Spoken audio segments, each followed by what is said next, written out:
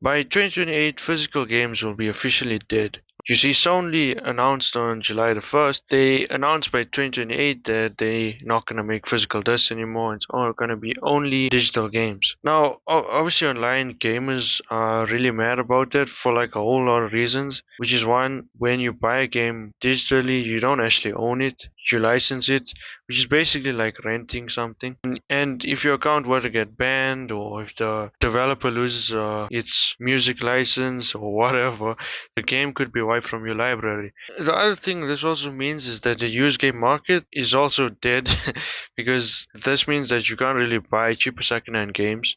You can't trade in games to get new ones, and you can also lend games to friends or whoever you want to give it to. Another point I see online is some people mention that the whole thing about the Wi-Fi and stuff, that not everyone has uncapped, and fiber and all that, and games are like easily 100 to 150 gigs these days, which means if you have data caps or slow speeds, this can take a really long time to download the game, or you may use up all of your data. All good arguments on this. And also a good point on what happens if consoles go fully digitally is the PS3, because the PS3 store is closing the marketplace for the PS3, and once it does close, players on there can't browse the storefront, spend money, or buy new games anymore. Although honestly, who's still playing PS3? But anyways, so there is some concern about going fully digitally. But we have to kind of admit that we kind of brought this on ourselves. I mean, if you really think about it, people haven't been buying physical discs for years now. If you look at PC players, for example, they fully embraced Steam like 20 years ago,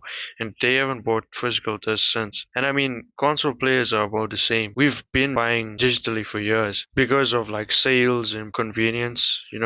I mean, people these days, including myself to be honest, would much rather like to simply swap the game to game without having to get up and swap the physical disc.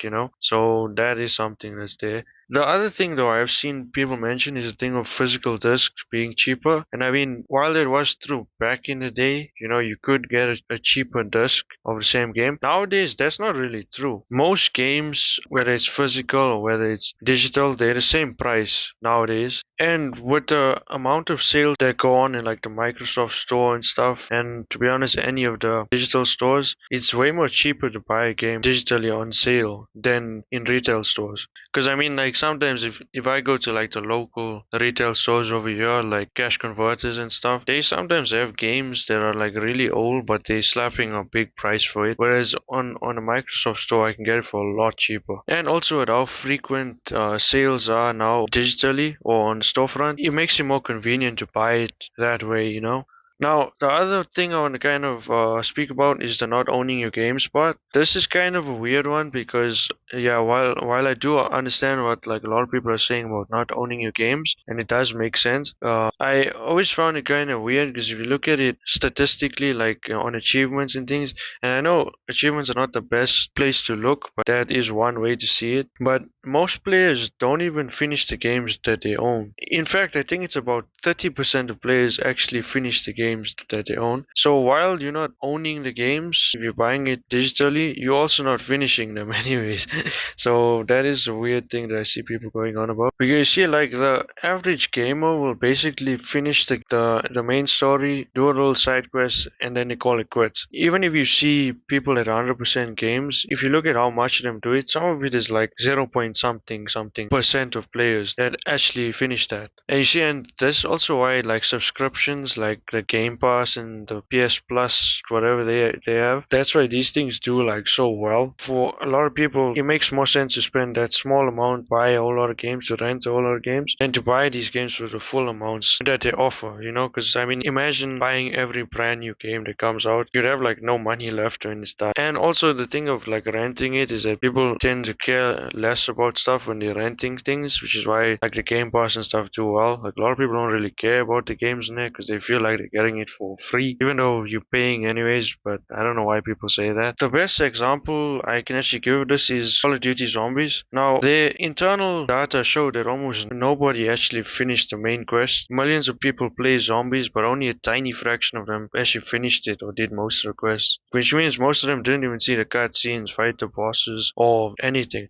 Now I know those zombies quests, I mean if you check them out, they're a lot and they're pretty crazy, but the fact is like a lot of people don't really finish anything that they do, even if it's hard or not. And let's also talk about like the banning thing. So both Xbox and PlayStation don't jump straight to permanent account bans. So for example, if someone like reports you for a voice chat or something or rude messages, you'll get like a communication ban, which means you can't join parties or send messages for a few days, but you can still play all your games. Now, a permanent ban, to actually get that, you have to be doing stuff like running explicit fraud or chargeback scams on your credit card or modding and hacking your console to pirate software. So, I mean, like, it's really hard to actually get banned. So, this is not something you need to worry about. But that's basically the gist of what I think of it. There is also this thing that Microsoft is rumoring that apparently they're working on some type of thing where if you put in current gen discs, like Series X and all that, then you can get a digital license for it, so meaning that you get the game digitally then, which would be pretty cool to be honest. But anyway, in my opinion though, I think that while like I understand what people are saying about physical discs and stuff like that, I do also find it kind of weird. Like I say, if you look at Steam and stuff, I've been buying on Steam and buying digitally for years, and they knew what they were doing. Like we all did, even me, but no one complained until now when it came a topic,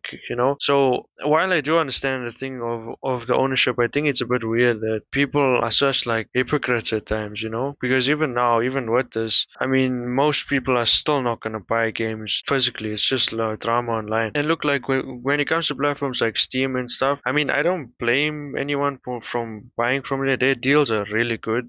So there is all that. I think this is just the future. I think a lot of people are just not ready for it. It's gonna go that way. The same thing like for AI, for example. AI is yours whether you like it or not, and it's integrated in everything. Even games seem to be having to want to put it in them now. And I feel like maybe within like 15 to 20 years, people will be more comfortable with AI and even with this stuff that's going on now. But right now, I think maybe the change was too fast for a lot of people. But anyways, though, that's just what I wanted to speak about on it. There is some other stuff I can talk of, but I think that's most of the main stuff. There's also the thing that I also mentioned in the previous video about GTA 6 having the physical box but no disc, just a code, which is kind of weird. Another point I will also add is that the fact that the quality of the physical discs are not really good anymore. Like I mean, in the past, I don't remember the editions or anything, but if you bought like the certain Skyrim editions, you'd get like a cool map and stuff, but like the map would be like a cloth map and it kind of looked like it was from the game. But if you bought newer editions and it came with that same map, it was kind of like a paper map. So I mean, like the quality of that has changed. There's also the whole corporate thing that I can also touch on. So when you buy a physical disc at a shop, the publisher only keeps half the money and the rest goes for paying for the plastic, the shipping, the delivery trucks, and the retail shop itself. But when you buy it digitally, the publisher skips all of that. They keep about 70% of the cash. So this obviously maybe even the real reason why they're doing it this way is they make more money. But also it's because people haven't been buying physical discs now. And for years now, people have been buying digitally way more than they've been buying physically. So there's also that. But again, what's your guys' thoughts on this? Let me know in comments. Let me know what you agree with me and what you don't agree with me on and all those things. Also, if you're new here, this channel, like I kind of make content on gaming related stuff, like commentary types like this, but also on like questions about games and stuff that I find interesting, like the lore video I made on Cyberpunk, which I also have another Cyberpunk video that I hope to release next week, which is a pretty big one. So if you're a fan of that, I think it will be a pretty good video, but it might take me a little while to make it. So yeah, there's that. I also do have another channel, which is actually my main channel, where I play games in like a chaotic way, kind of entertaining and funny. So if you like that, you can go check it out if you want. But anyways, that's been me. I'll see you guys when I see you. Bye.